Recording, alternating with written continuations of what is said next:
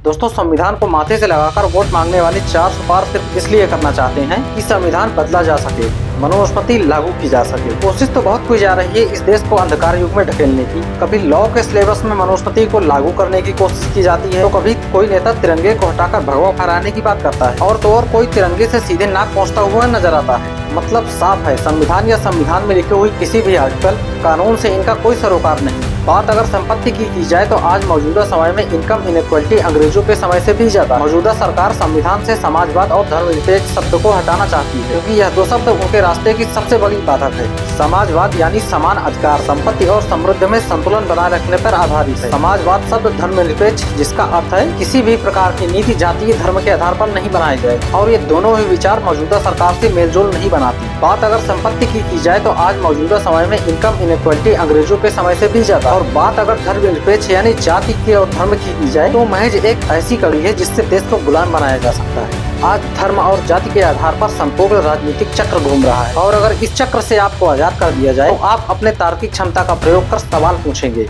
इसलिए सीधे समाजवाद और धर्मनिरपेक्ष शब्द को ही संविधान से हटा दो, ना ये शब्द रहेंगे, न आपके सवाल पूछने के अधिकार बचेंगे। दरअसल भारत का संविधान किसी भी देश के संविधान से बेहद खूबसूरत संविधान जो अनलिमिटेड राइट्स देता है, और इस संविधान के साथ किसी को भी छेड़छाड़ करने की जरूरत नहीं। जरूरत है तो सिर्फ ट्रांसपेरेंसी के साथ लागू करने की, देश को शिक्षित बनाने की, और मौजूदा सरकार इस चीज को करना नहीं चाहती। इसीलिए सरकारी स्कूल और प्राथमिक विद्यालयों को बंद कर रही है।